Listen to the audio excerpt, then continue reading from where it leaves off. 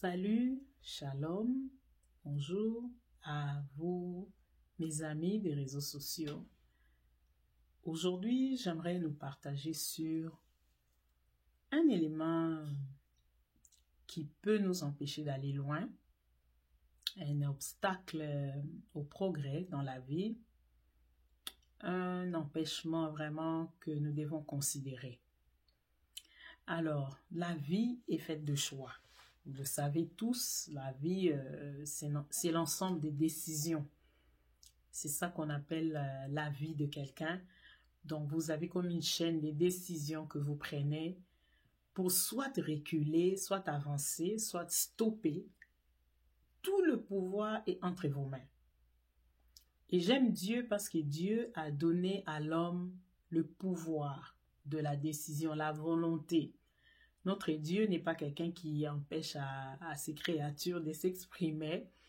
Ça, c'est une très bonne chose que Dieu a donnée à l'homme, la libre volonté, le freedom of decision.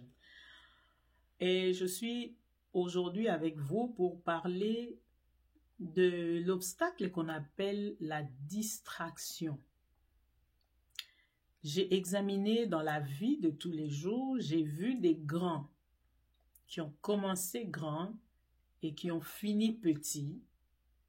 J'ai vu des petits qui ont commencé petits, mais finir leur vie très grand, très avancée.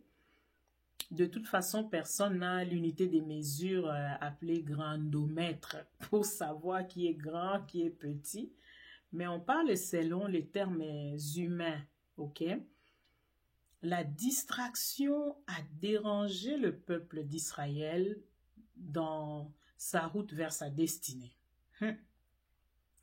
La distraction, en anglais, on dira distraction is a wrong focus.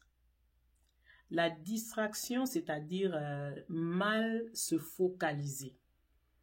On était sur une route qui est tout droit comme ça, et puis soudain, il y a quelque chose qui apparaît, et on commence à regarder à côté, et on perd des focus, on perd d'attention sur ce qu'on faisait.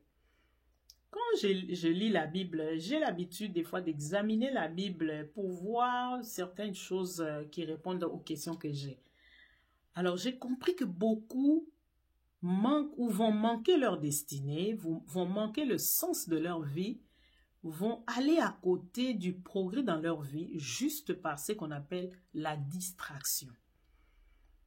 Quand je regardais dans Genèse, par exemple, Dieu dit à Abraham, « Je te bénirai, je rendrai ton nom grand et je multiplierai ta postérité. » La promesse tardait. Qu'est-ce qui est arrivé? Sa femme rentre dans la distraction. Maman Sarah se dit, « Non, tu peux sortir avec ma servante. Tu peux sortir avec la domestique. Comme ça, tu auras un enfant avec elle. » Est-ce que c'est ça que Dieu avait demandé? J'explique ça pour moi comme une distraction. J'essaye de voir plusieurs fois dans la Bible, Dieu a promis à Adam et à Ève. Il dit, vous mangerez de tout ce qui est dans le jardin, mais le fruit qui est au milieu, l'arbre qui est au milieu du jardin, vous ne toucherez pas. L'ennemi vient. La distraction. L'ennemi leur fait voir que non, vous pouvez manger, vous allez devenir comme Dieu, vous allez devenir comme des dieux. Au fait, ils étaient déjà des dieux. Dieu les a créés à son image et à sa ressemblance, les amis.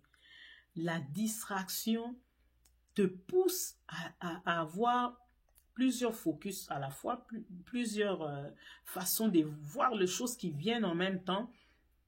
Et ça va déranger beaucoup de choses que tu fais, même dans la vie courante. Quand vous marchez, que vous êtes distrait, vous pouvez faire tomber des choses. Quand vous marchez, vous êtes distrait, vous pouvez prendre des mauvaises directions.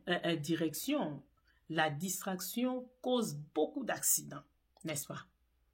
Distraction, distraction, distraction. J'étais en train de réfléchir. Quelqu'un m'a dit, mais pourquoi des fois on dit des choses sur vous, contre vous, vous ne dites rien, vous ne vous défendez pas. Mais écoutez les amis, c'est encore là une distraction. Vous le savez? Vous savez, quelqu'un qui sait où il va jamais perdre le temps à répondre à quoi que ce soit, à répondre à qui que ce soit. Vous savez où vous allez. Et quand vous savez la vision de la vie, vous savez, il y a des problèmes qui viennent dans la vie, ça fait partie de notre destinée.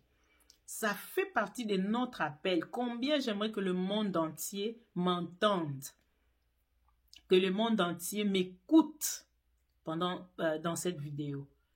Il y a des mots et des biens qui sont autorisés dans nos vies, dans la vie de chaque croyant, de chaque être humain. Donc, vous pouvez tout faire comme vous voulez. Si Dieu ne veut pas enlever cela, parce que ça fait partie de choses qu'il veut changer en vous, des choses qu'il veut ajouter en vous, ça ne va pas s'arrêter. Alors moi, je n'aimerais pas, dans ma vie ou dans votre vie, que quelqu'un marche dans la distraction. La vie est précieuse et la vie est courte. Si vous n'êtes pas attentionné, vous allez dérailler. Vous allez go astray. You will go astray far from your vision. So you need to remain focused. Remain on the vision. Remain on your destiny road. Vous n'avez pas besoin de passer à côté. Alors ça, la distraction dans la vie, ça peut vous encombrer. Ce que vous devez faire pour éviter la distraction, vous n'êtes pas obligé de prêter l'oreille à qui que ce soit. Vous n'êtes pas obligé de mettre vos yeux devant qui que ce soit. Vous n'êtes pas obligé de commencer à décortiquer tout ce que vous apprenez. Si ça fait partie de la vie, ça fait partie de la vie. Alors moi, ce soir ou cet après-midi ou cette journée, ça dépend de où vous êtes, je vais encourager quelqu'un à rester focus, à rester focalisé, à rester focused. Remain focused on your life. Alors, j'avais écrit sur Facebook pour dire, si vous ne savez pas où vous allez, quelqu'un d'autre va vous amener où vous ne voulez pas arriver. Moi, je sais où je vais. Ma famille sait où elle va. Alors, nous allons peu à peu importe ce qui peut se présenter, ça fera partie de la vie courante, ça fera partie de l'histoire que nous allons raconter demain. Jésus-Christ est resté focused dans ce qu'il faisait. Jésus est resté focalisé dans sa mission. Les pharisiens étaient là, les scribes étaient là, les sadducéens étaient là pour dire des choses pour embrouiller Jésus. Mais il est resté focalisé sur sa mission. Alors, même la Bible dit dans Proverbe, il faut des fois suivre l'insensé, mais il faut aussi des fois ne pas suivre l'insensé. Mais suivez la direction de votre vie et vous y arriverez.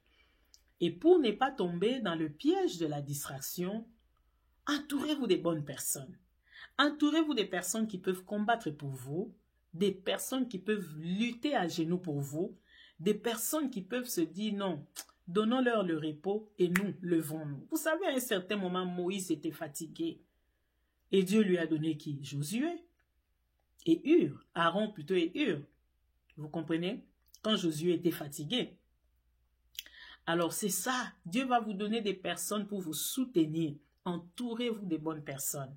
Et restez focalisés sur la vision que vous avez de la vie. Je vais voir des grandes choses. Je pense que c'est vous aussi.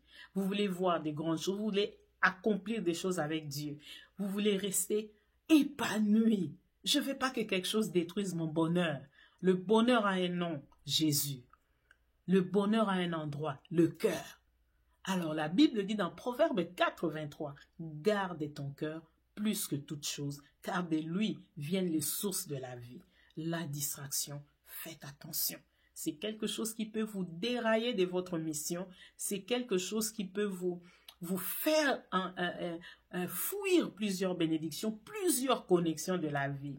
Laissez ceux qui parlent parler. Laissez ceux qui veulent s'exprimer parce qu'ils ont une bouche. Mais toi et moi, restons focalisés sur la vision de la vie. Et nous allons rire demain. Rira bien qui rira. Le dernier, même le monde nous le dit.